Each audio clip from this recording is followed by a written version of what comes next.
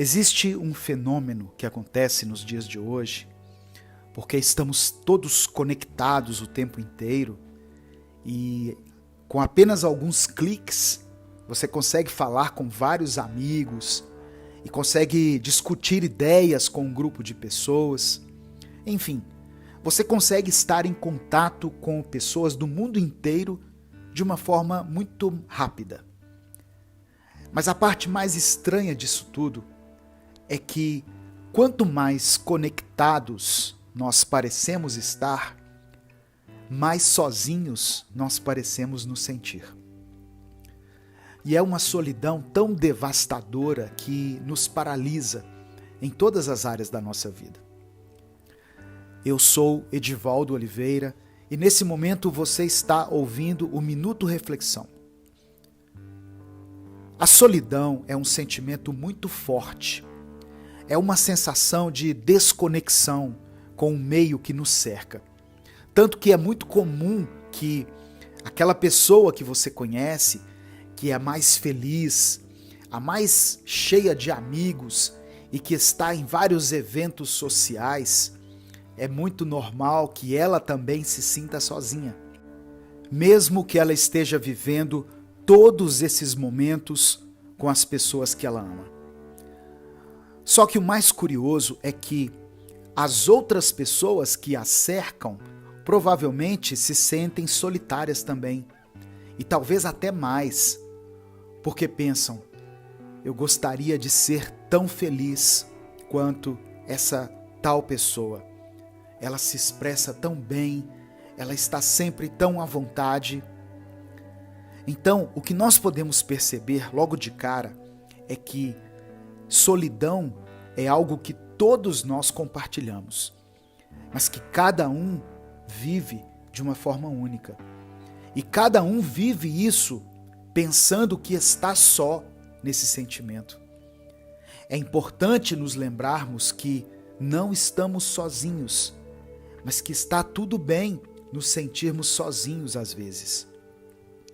É uma linha tênue, pois precisamos desses momentos de solidão, onde nos retiramos por um tempo, talvez para assistirmos àquele filme que sempre nos faz refletir sobre a vida, ou seja para ouvirmos aquelas músicas que nos lembram de uma época boa, onde as coisas eram mais simples, ou até mesmo para anotarmos em um caderno todos os sentimentos que temos dentro de nós, mesmo sem saber muito bem como expressá-los. O importante é todos reconhecerem que essa solidão é compartilhada por todos. E muitas vezes ela é necessária, pois quando passamos por uma sucessão de eventos sociais, onde toda a nossa simpatia e as nossas melhores conversas são exigidas, podemos nos sentir muito sobrecarregados. E isso é bem comum também. Portanto, é esperado que precisamos de um tempo a sós, um tempo para nós mesmos. Mas se eu e você ficarmos apenas vivendo esses momentos de introspecção, acabamos entrando numa sensação de que estamos sozinhos no mundo. E isso é uma das várias mentiras que o nosso cérebro nos conta, como uma forma de autossabotagem. Lembre-se disso sempre que for necessário. Eu posso estar sozinho nesse momento, mas eu não sou uma pessoa sozinha na vida. Eu não sou sozinho nessa vida. Eu não estou sozinho na vida. Tem pessoas ao meu lado que me amam, que me compreendem, que se importam comigo e que gostam da minha companhia.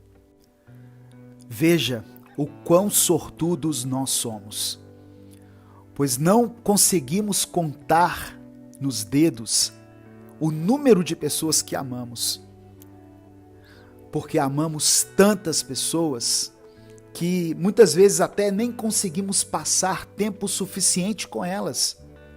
Pois sejamos honestos, podemos passar 10 horas seguidas com as pessoas que mais gostamos, mas nunca será o suficiente. Sempre iremos querer mais e mais. E da mesma forma, podemos passar horas sozinhos, fazendo tudo aquilo que mais gostamos, mas também nunca será o suficiente. Então, o que podemos fazer para nos sentirmos satisfeitos e felizes? Aproveitar cada momento, sejam os momentos a sós ou os momentos em que estamos rodeados de pessoas.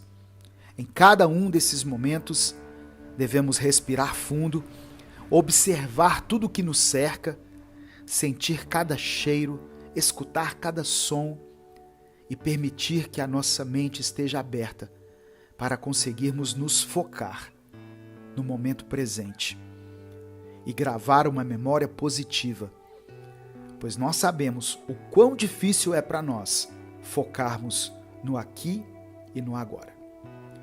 Outra forma de não sentir a solidão como algo pesado é a boa e velha vulnerabilidade. Palavra que para alguns é uma bênção e para outros uma maldição. Ser uma pessoa vulnerável para muitos significa ser fraco, ser exposto e ser alguém suscetível a tudo.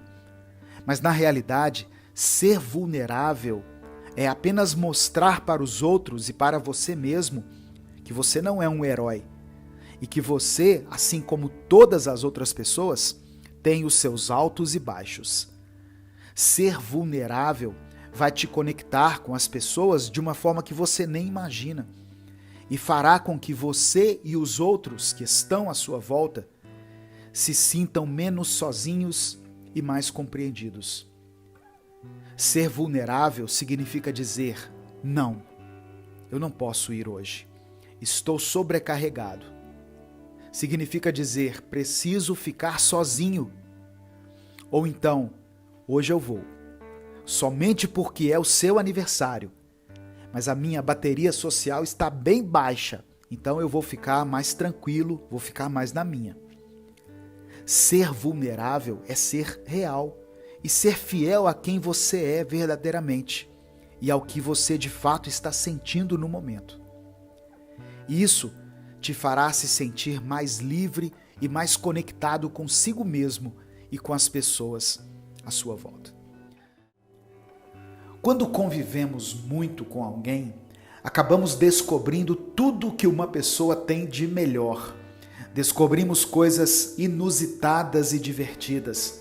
Mas, claro, também conseguimos descobrir todos os defeitos e falhas dessa pessoa. O fato de conhecermos alguém não significa que temos o direito de usar aquilo que sabemos, que vai irritar, que vai atingir e que vai provocar uma reação contra a pessoa. Na verdade, deveria ser o contrário. Deveríamos evitar brigas e evitar as coisas que sabemos que vão causar uma discussão. Mas às vezes nós até usamos o limite da outra pessoa contra ela mesma, não é verdade? Mas isso só cria uma bola de neve, pois as pessoas que convivem com a gente também conhecem o nosso ponto fraco e usam ele contra nós. Reconheça seus limites, reconheça até onde você consegue ir, até onde vai a sua tolerância para algumas coisas, mas também faça um esforço para conseguir entender os limites das pessoas com as quais você convive e não use isso contra elas. Mesmo que elas façam isso com você, não revide, pois isso só piora tudo. A minha segunda dica para você que busca ter mais paciência no seu dia a dia é: se afaste por um tempo de algumas situações e de algumas pessoas. Veja tudo isso a uma certa distância e depois se reaproxime quando estiver se sentindo pronto. Às vezes, no meio de uma discussão, ao invés de elaborar uma resposta mais nervosa e mais fria do que aquilo que você acabou de ouvir da outra pessoa, o melhor a fazer é se calar, respirar fundo, sair dali, seja para outro cômodo, seja para fora de casa, ou se estiver no ambiente de trabalho, entre no banheiro, enfim, arrume um motivo para escapar um pouco daquele momento, daquele ambiente. E depois volte, não para a briga ou para a discussão que vocês estavam tendo, mas volte para aquele contexto de cabeça mais fria, com a mente mais lúcida, e dê uma resposta branda, ou simplesmente não dê resposta alguma. Ao se afastar de uma pessoa ou de uma situação que está provocando em nós uma reação de raiva, nós podemos enxergar que talvez aquilo nem tenha a ver com a gente, que aquilo não é por nossa causa. E talvez podemos até ajudar a pessoa a sair daquela posição de ataque. E minha terceira e última dica para você é: agora que você já reconheceu os seus limites e reconheceu os limites da outra pessoa, veja se há a necessidade de estabelecer novos limites. E se houver, os estabeleça. Não há problema algum em você estabelecer novos limites, em dizer basta para algumas situações e não permitir mais que algumas pessoas te afetem tanto quanto tem te afetado. Ninguém deve ter você na palma da mão, mas é você quem deve ter o controle de si mesmo. Se você se deixar levar por todas as pessoas que cruzam o seu caminho e depender da forma como elas reagem a você, da forma como elas falam e se comportam, você sempre estará entregando o seu controle emocional nas mãos dos outros. É você que deve controlar as suas emoções. Ou, pelo menos, elas têm que partir de você, na maioria das vezes. Na maior parte do tempo, estamos apenas reagindo a tudo que fazem e dizem para nós. Mas às vezes precisamos agir e não só reagir. E precisamos estabelecer limites, colocar alguns pingos nos is. Mas isso sem perder a razão e sem estar tomado pela raiva e pelo calor do momento. Existe uma maneira de esfriar a cabeça e dar respostas mais serenas, mas isso depende do quanto de controle de suas próprias emoções você terá. Aqui, no entanto, nós não olhamos para trás por muito tempo. Nós continuamos seguindo em frente, abrindo novas portas e fazendo coisas novas, porque somos curiosos. E a curiosidade continua nos conduzindo por novos caminhos. Siga em frente. Essa é uma frase de Walt Disney. Uma das partes mais difíceis de se estar vivo é seguir em frente e se desapegar daquilo que passou. É difícil porque, às vezes, aquilo que ficou no nosso passado parece ser melhor do que aquilo que está adiante em nosso futuro.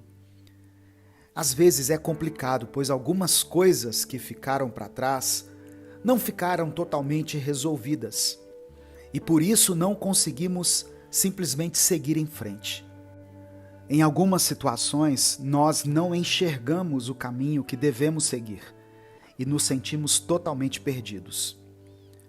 Porém, se seguir em frente é algo muito difícil e complexo, pode ter certeza de que não seguir em frente e permanecer no mesmo lugar é ainda mais difícil. Não existe uma forma de pararmos o tempo, e não existe possibilidade de impedirmos que o sol se ponha em um dia e nasça no outro. Podemos tentar lutar contra o curso de um rio, mas ele sempre irá correr para a mesma direção de sempre, ou seja, para a frente. O tempo é como a areia. E se você já tentou pegar um punhado de areia da praia nas suas mãos, você sabe que ela rapidamente escorre entre os seus dedos. Assim é o tempo. Ele escorre por nossas mãos e não há forma de o contermos. Então o que podemos fazer? A única resposta é: desapegue-se. Quando nós ouvimos isso, logo imaginamos que o correto a se fazer é nos desconectarmos de tudo e todos, com a ideia de que nada nem ninguém dura para sempre. Então a melhor coisa a se fazer é nos afastarmos o quanto antes.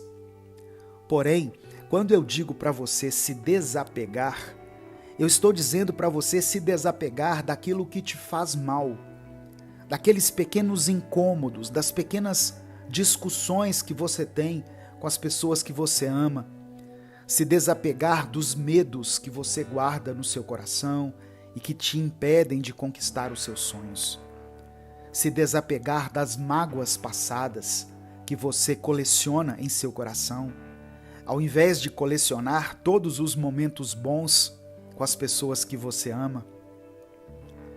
Como é difícil se desapegar de algumas coisas e seguir em frente, não é mesmo? Principalmente quando acreditamos que estamos corretos, que temos razão.